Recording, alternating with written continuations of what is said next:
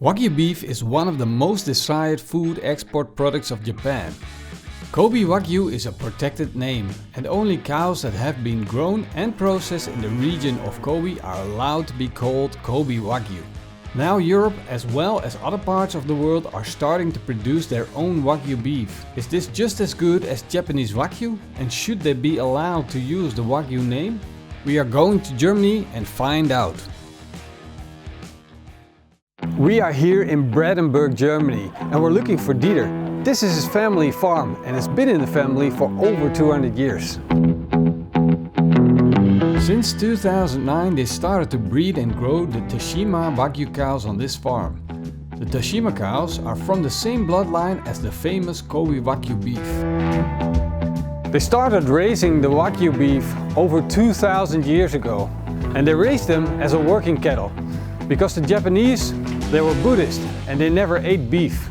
In the late 1900s, the ban on eating beef was lifted, and to improve the beef quality, they started to mix the Japanese beef with European cattle. The key characteristics of the Wagyu beef is of course its marbling and the amount of fat, but also the tenderness and the flavor. The secret to that lays in the bloodline and the genes. These are the female cows, and they actually are here in this pasture just for breeding, and the oxes are raised until 3.5 years old and then they're ready for processing. They're being fed hay, but they also get this compound feed that really helps to build up the fat inside of the meat. In the last months, the cows are given a small living space to avoid the animals from moving around too much, as it would make the muscle hard instead of tender. So if you compare the Wagyu breeds against other breeds in Europe, then you can definitely see that this is a small animal.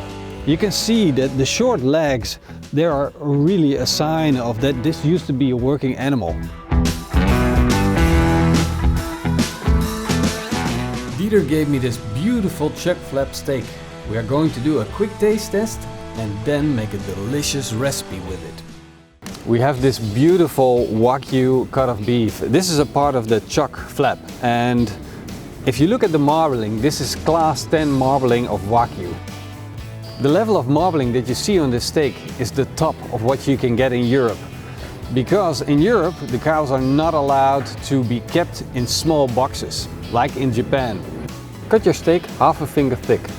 We set up the Napoleon rogue to grill over direct heat, and I put a cast iron plate here to create a nice sear. Flip the steak to sear the other side. Take the steak off the grill and let it rest for at least a minute. Sprinkle on a little bit of salt. So we let it rest for just a few minutes, and now we're slicing into this. It's super juicy. I'm gonna give this a try and see what this tastes like with a little bit of salt and a sear.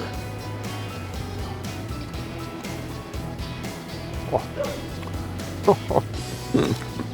That is true madness. The amount of flavor that comes off. Wow, it's amazing. Now that tasted amazing. Let's start with the recipe. So I was thinking sukiyaki, which means Japanese hot pot. To make this recipe, we're going to cut this steak into cubes.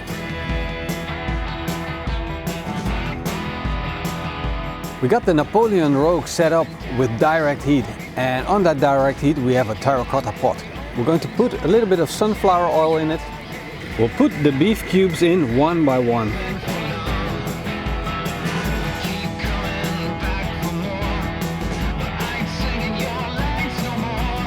For sukiyaki we're going to use some fresh vegetables. We're going to use some mushrooms, a little bit of carrots, and I got this Chinese cabbage and a little bit of spring onion. So we'll cut our veggies.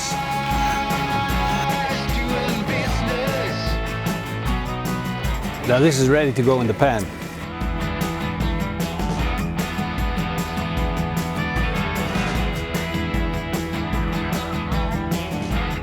For flavor, we're going to add some soy sauce.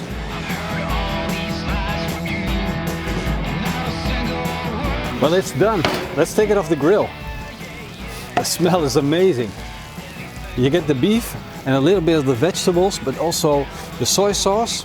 So let me prepare for you a little bite and tell me what you think of this.